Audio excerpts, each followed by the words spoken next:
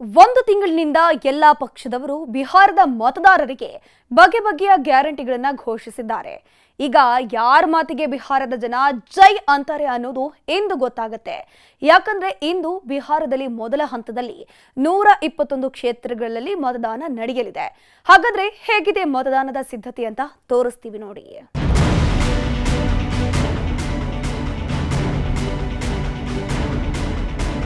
RJD Congress ನಾಯಕರಿಂದ jungle Raj ಆಡಳಿತ ನಡೆಯುತ್ತೆ ಅಂತ ಬಿಜೆಪಿಯವರು ಹೇಳ್ತಿದ್ದ ಬಿಹಾರದಲ್ಲಿ ಮೊದಲ ಹಂತದ ಮತದಾನ ಶುರುವಾಗ್ತಿದೆ. ಬಿಜೆಪಿ ಜೆಡಿಯು ಅಧಿಕಾರಕ್ಕೆ ಬಂದ್ರೆ ಭ್ರಷ್ಟಾಚಾರ, ನಿರುದ್ಯೋಗ ತಾಂಡವವಾಡುತ್ತೆ ಅಂತ ಮಹಾಗಠಬಂಧನ್ ನಾಯಕರು ಆರೋಪಿಸುತ್ತಿರೋ ಬಿಹಾರದಲ್ಲಿ ಮೊದಲ ಹಂತದ ವೋಟಿಂಗ್ಗೆ ಎಲ್ಲಾ ಸಿದ್ಧತೆಗಳು ಮುಗಿದಿವೆ. ಈಗಾಗಲೇ ಎಲ್ಲಾ ಮತಗಟ್ಟೆಗಳಿಗೂ ಅಧಿಕಾರಿಗಳು ಇವಿಎಂಗಳ ಜೊತೆ ಬಂದು ಬಿಡಾರ ಹೂಡಿದ್ದಾರೆ. ಪೊಲೀಸರು, ಅರೆಸೇನಾ ಪಡೆ, ಸೈನಿಕರು ಮತದಾನದ ವೇಳೆ ಅಹಿತಕರ ಘಟನೆಗಳು ನಡೆಯದ ಹಾಗೆ ಭದ್ರತೆ ಒದಗಿಸಿವೆ.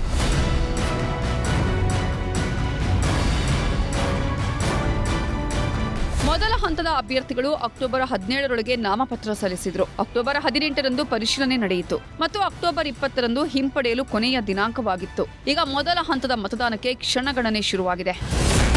ಮೊದಲ ಹಂತದಲ್ಲಿ ಒಟ್ಟು 18 ಜಿಲ್ಲೆಗಳ 121 ವಿಧಾನಸಭಾ ಕ್ಷೇತ್ರಗಳಿಗೆ ಮತದಾನ ನಡೆಯಲಿದೆ. ಬೆಳಗ್ಗೆ 8ರಿಂದ ಸಂಜೆ 5ರವರೆಗೆ ಮತದಾನಕ್ಕೆ ಅವಕಾಶ ಕಲ್ಪಿಸಿಕೊಡಲಾಗಿದೆ. ಮೊದಲ ಹಂತದ ಚುನಾವಣೆಯಲ್ಲಿ ಒಟ್ಟು 1314 ಅಭ್ಯರ್ಥಿಗಳ ಭವಿಷ್ಯವನ್ನ ಮತದಾರರು ನಿರ್ಧಾರ ಮಾಡಲಿದ್ದಾರೆ.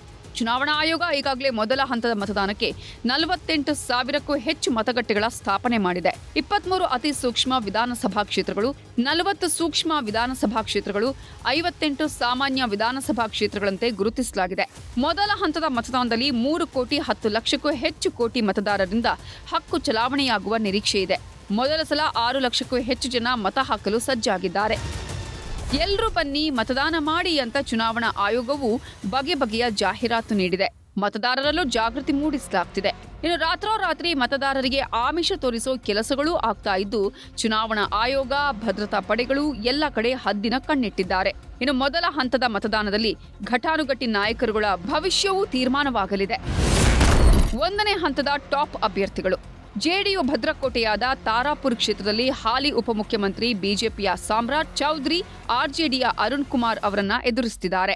ಸಾಂಪ್ರದಾಯಿಕ ಆರ್ಜೆಡಿಯ ಭದ್ರಕೋಟೆಯಾದ ರಾಘೋಪುರದಲ್ಲಿ ತೇಜಸ್ವಿ ಯಾದವ್ ಬಿಜೆಪಿಯ ಸತೀಶ್ ಕುಮಾರ್ ಯಾದವ್ ವಿರುದ್ಧ ತಮ್ಮ ಸ್ಥಾನ ಉಳಿಸಿಕೊಳ್ಳಲು ಸೆಣಸಾಡುತ್ತಿದ್ದಾರೆ. ಜನಶಕ್ತಿ ಜನತಾದಳದ ತೇಜ್ ಪ್ರತಾಪ್ ಯಾದವ್ ಆರ್ಜೆಡಿಯ ಮುಖೇಶ್ ಕುಮಾರ್ ರೋಷನ್ ಮಹುವಾ ಕ್ಷೇತ್ರದ ಹೋರಾಟದಲ್ಲಿದ್ದರೆ, ಅಲಿನಗರದಲ್ಲಿ ಬಿಜೆಪಿಯ ಮೈಥಿಲಿ ಠಾಕೂರ್ ಮತ್ತು ಆರ್ಜೆಡಿಯ ವಿನೋದ್ ಮಿಶ್ರಾ ನಡುವೆ ನೇರ ಸ್ಪರ್ಧೆ ನಡೆಯಲಿದೆ. ಬಿಹಾರದಲ್ಲಿ ಇಲ್ಲಿಯವರೆಗೆ ಚುನಾವಣಾ ಆಯೋಗದ ಅಧಿಕಾರಿಗಳು 106 ಕೋಟಿ ಮೌಲ್ಯದ ಹಣ, ಉಡುಗೊರೆ, ಮದ್ಯವನ್ನ ಸೀಸ್ ಮಾಡಿದ್ದಾರೆ. 9 ಕೋಟಿಗೂ ಹೆಚ್ಚು ಹಣ ಸಿಕ್ಕಿದೆ. 45 ಕೋಟಿ ಮೌಲ್ಯದ ಮದ್ಯವನ್ನ ಸೀಸ್ ಮಾಡಿದ್ದಾರೆ. ಸದ್ಯಕ್ಕೆ ಮೊದಲ ಹಂತದ ಮತದಾನದಲ್ಲಿ ಯಾವುದೇ ಅಹಿತಕರ ಘಟನೆ ನಡೆಯದಂತೆ ಹದ್ದಿನ ಕಣ್ಣಿಟ್ಟಿದ್ದು, ಎಷ್ಟು % ಮತದಾನ ಆಗತ್ತೆ ಅನ್ನೋದೇ ಕೌತುಕ. ಒಂದ್ ಕಡೆ ಮೊದಲ ಹಂತದ ಮತದಾನಕ್ಕೆ 121 ಕ್ಷೇತ್ರಗಳಲ್ಲಿ ತಯಾರಿ ಮುಗಿದಿದ್ರೆ, ನಿತೀಶ್ ಕುಮಾರ್, ತೇಜಸ್ವಿ ಯಾದವ್ 2ನೇ ಹಂತದ ಮತದಾನ ನಡೆಯುವ ಕ್ಷೇತ್ರಗಳಲ್ಲಿ ಪ್ರಚಾರ ನಡೆಸುತ್ತಿದ್ದಾರೆ. Bureau report, news 18.